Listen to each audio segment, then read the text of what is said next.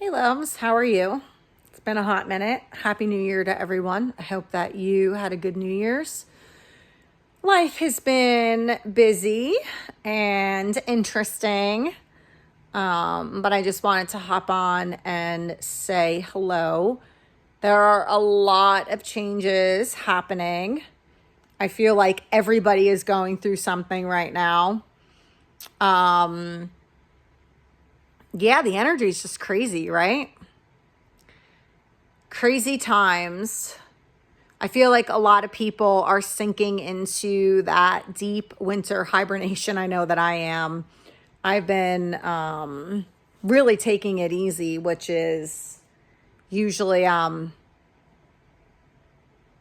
super busy and running myself ragged, and I'm trying very hard not to let that happen. So winter is the time of deep rest. I just posted something about this. You know, it's the yin time of year. That's the feminine. It's the time of darkness and surrender, softness, stillness. And so I think it's, we live in a really young culture and there's a ton of pressure to constantly go, go, go. But this is really a time that's asking us to go within. And I've talked about this before when I was talking about New Year's resolutions. And really, the real year begins in the spring. I think I kept saying spring solstice in that video, which isn't a thing, but I always think like there's a summer solstice, there's a winter solstice. I think I really just want a spring solstice. So, but it is a beautiful time, you know, planting seeds. I mean, that is really the springtime. Fertility. It's the time of the maiden. So, yeah, I moved. And I'm living my dream right now. And, you know, everything comes at a price. There are, and this is what I wanted to talk about in this video, unfortunately, there are people in our lives and in the world that don't want to see people thriving or happy or doing good. They're just bad people in the world. And I don't know why. It breaks my heart. It makes me sad. I am not perfect. But I do try to live a purposeful life, and I do try to lean into being as well-intentioned and kind and considerate as possible. It's actually just reading this beautiful post about consideration being one of the most beautiful love languages. And that is, you know, being considerate of how your thoughts and your actions and your words affect others, because they very much affect your own reality and world. But how does that all affect other people? And it's amazing to me that there are people that just will do anything to tear you down.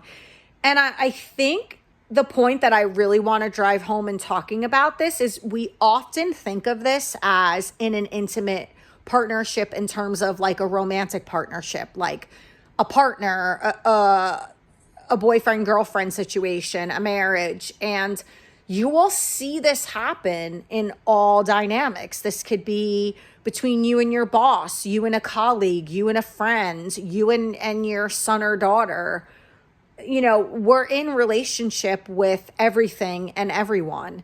You know, we're in relationship with nature. We're in relationship with the soil. We're in relationship with our homes.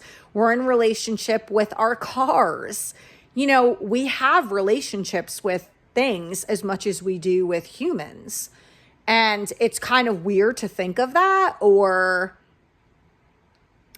to humanize certain things. But I mean, I know that I named my car. And there are people who love their outdoor gear more than they love people. So this is very common to think of things in that way. We are in a symbiotic relationship with everything around us. And so when I talk about interpersonal relationships, it doesn't just mean someone that you're sleeping with or somebody that you're actively pursuing a life path with. It's everybody that you're in relationship with. And so we know that there are sometimes friends that really don't have our best interests at heart. We know that there are family members that don't have our best interests at heart. And it really is heartbreaking when things are going good and, somebody tries to throw a ringer in it. And there are a million options and ways to respond and handle it. And there is a right or wrong to that, because the more reactive you are, especially with certain personalities, they're going to feed off of that. That's what they want. They want you to be reactive. They want to get an emotional reaction out of you, because then they can turn around and say to everybody, see, he or she's crazy. See, this is how they are. They want to create an illusion of you being the bad guy when that's really not the case. And so silence is golden in specific situations, especially when somebody's just trying to get your goat, and going within. What's happening right now personally, I'm just craving an enormous amount of alone time and solitude. I normally go into immediate problem solving, and I don't have all the answers, and it's okay to know that you don't have all the answers. It's actually really healthy and mature to admit that. And I don't have all the answers right now, and I don't exactly know what direction to go. It's been a series of tower moments starting from New Year's Eve until today, and hopefully this is the end of it. But they say things happen in threes, and Murphy's Law, and there's just a lot happening at once. And I know that I'm not alone. This is why I'm talking about it, because I've talked to so many people who are experiencing some really big tower moments, some really big shakeups. Here's what I do know. You cannot bring in the new, fresh, and vital without clearing out the old. And sometimes things that we're very attached to and think are for our highest good and health and healing aren't. And it's okay to be wrong about certain people and things. And so let the domino effect happen. Let the chips fall where they may. They say that what you resist persists. And I really fight for the things that I want, and I really fight for the things that I believe in. But I know when to hold them and I know when to fold them. And in a situation like this, when I'm not sure of what the best course of action is, except the things that I have to do to keep myself safe and sane and protect myself, and protect my character and my reputation, those things, I'll put my time and energy to that stuff. But everything else, silence, meditation, breathing, being in nature, turning to the people that you can trust, not wanting, maybe even cutting yourself off from that, not really wanting to surround yourself with people and talk to people because you just want to be quiet. Quietude is a beautiful thing. It's a beautiful thing. So I think we also have to remember that the people who behave in this way, the people that want to tear you down, they want to negatively impact and impede your success and your forward motion, and they are miserable. They're not healthy. They're not balanced. They're not well. They're miserable. They don't like themselves. Never mind love themselves. They don't like themselves. And that's not your problem.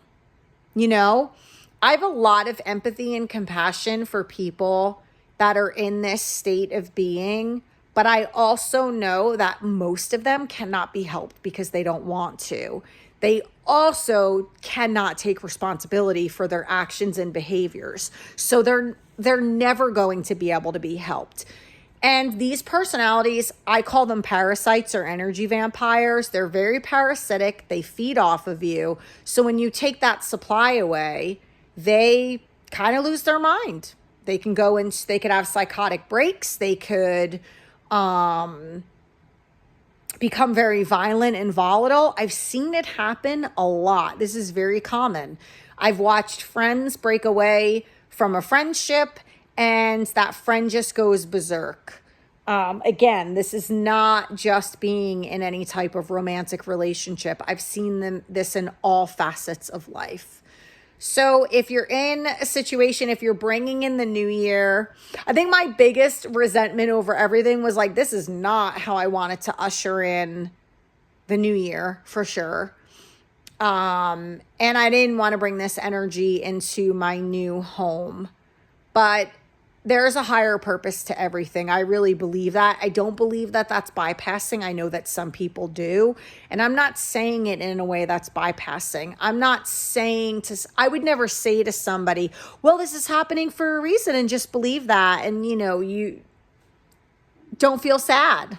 Don't feel upset. Don't feel angry.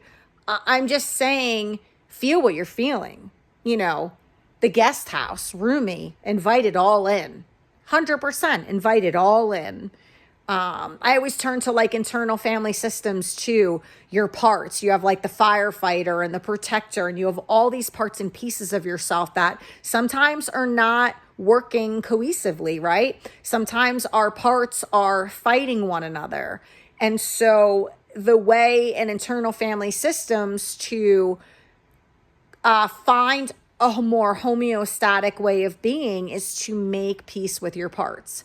So do all of that, but also know that there is a higher order to everything. Because if these situations were meant to be in my life and in your life, they would be.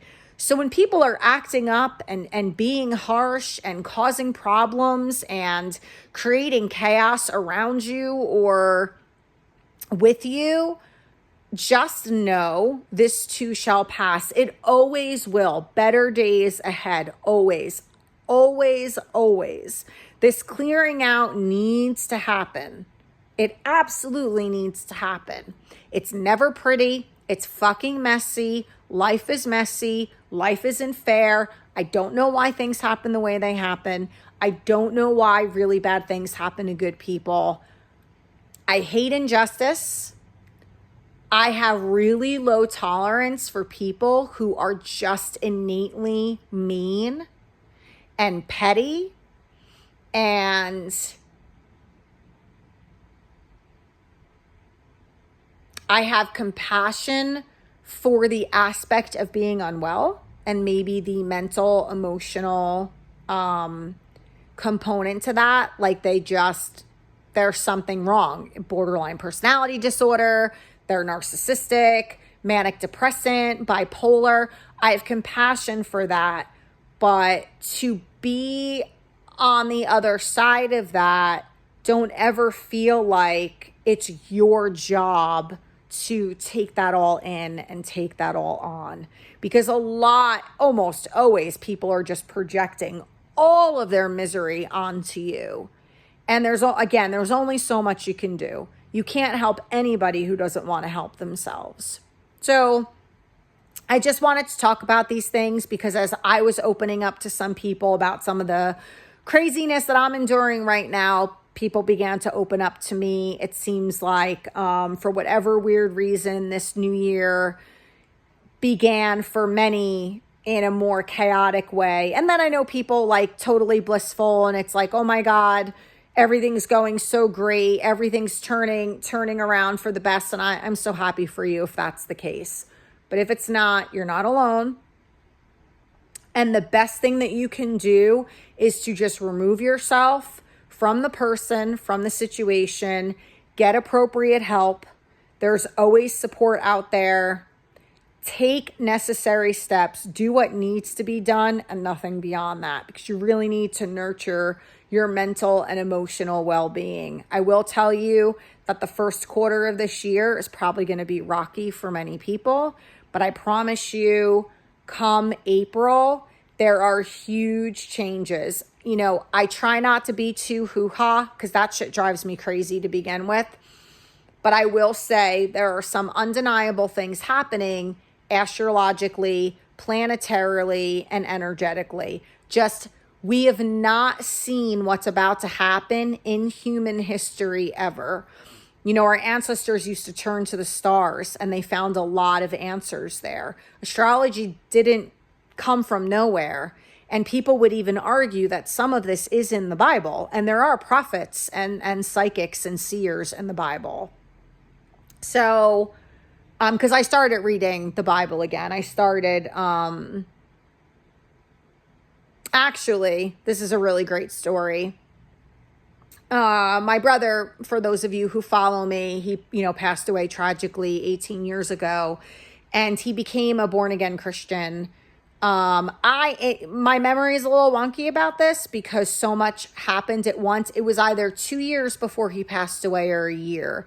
Now, mind you, this was somebody who had addiction issues, challenges, and, we were raised super Catholic, and I mean super Catholic, like holy water font outside the home.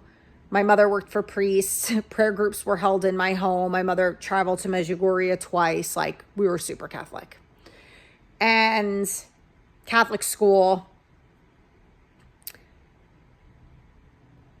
So my brother wasn't someone who I knew to pray or to seek out God in hard times. That just wasn't his thing. And he found God, and he became a born again Christian. And I have this beautiful picture of him getting baptized into his church. And, to the dismay of my mom and a lot of Catholic family members, it was very frowned upon.